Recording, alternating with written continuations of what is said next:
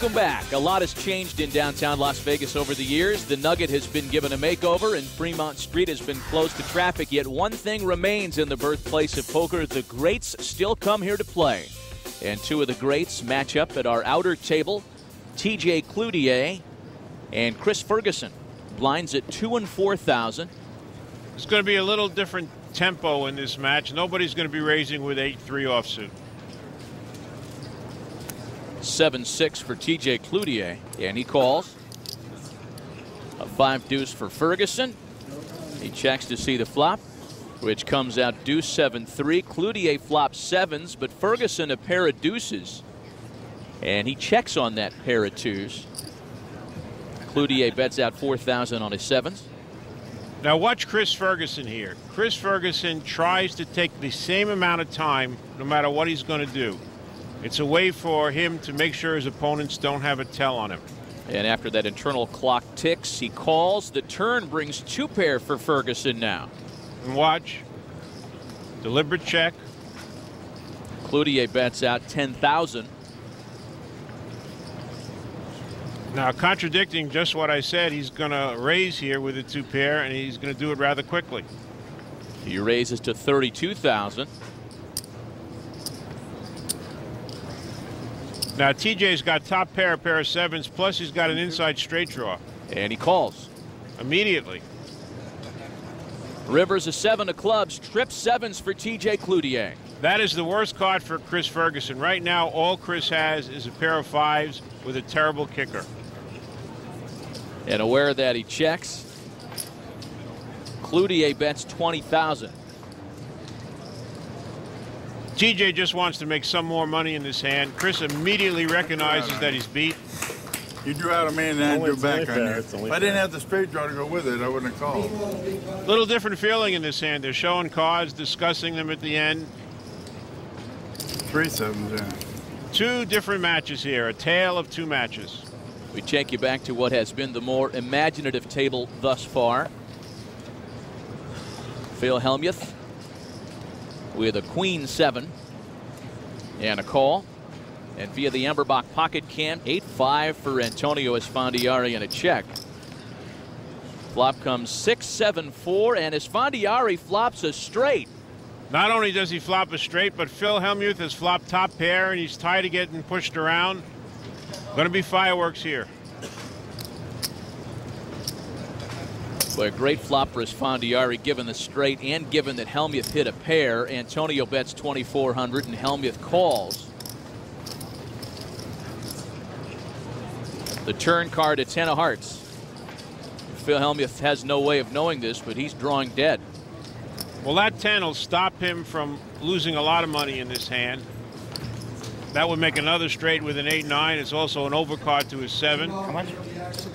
Esfandiari leads out with 6,700, and Hellmuth calls him. 300. It's hard not to call Antonio with a pair. River card and 9 of hearts. This card should save Phil from losing any more money. It'll be really hard to call now. Any 8 is a straight, and there's a heart flush out there.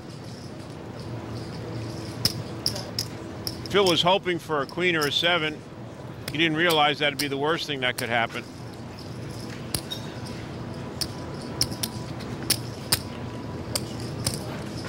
Esfandiari bets 9,800. Phil doesn't like getting pushed around, but I don't think there's any way he can call here. And Hellmuth folds.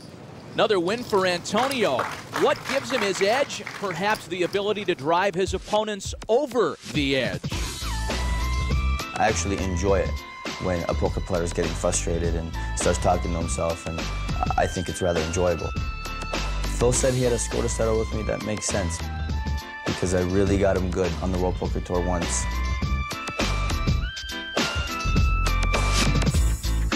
When I'm playing Phil and he starts crying like a little baby and doing his little thing, I get such enjoyment out of watching people's pain in poker.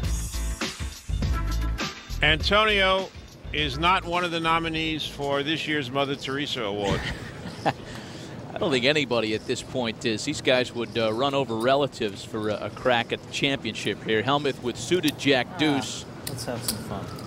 He said, let's have some fun. I don't know how much fun he's going to have. Antonio's got a king, queen of hearts.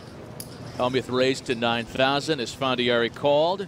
Little reversal of roles here. The guy with the bad hand raising, the guy with the good hand calling. Flop is 4-ace Trey, and Helmuth flops a flush draw. And a straight draw. We make a straight with a 5. Fondiari checked, and Helmuth again aggressively betting 7,000.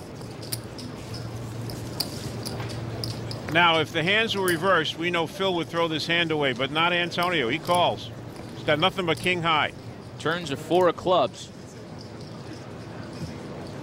Antonio checks. And Phil checks. That was his opportunity to pick up the pot right there. Sometimes you got to fire a second bullet. River's a 10 of spades. Both players check, and king high for Antonio takes down the pot. How big a favorite was I this hand with a straight and flush draw? Straight flush draw, he called me with king high on the flop. Congratulations, you're a 3-1 underdog. Good call. You're welcome. I mean, thank you.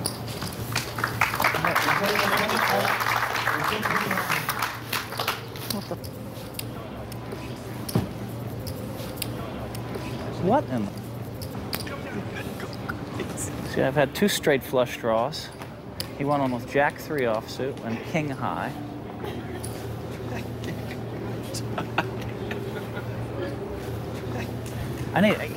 I'll tell you, I feel pretty confident if we both had $2 million in front of us, I'm gonna have to bust you.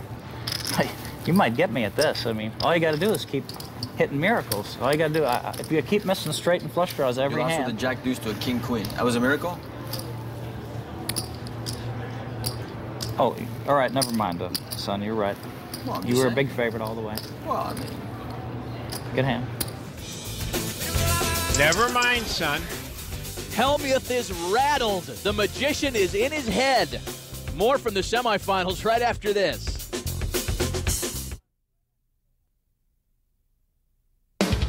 TJ Cloutier, incredible player.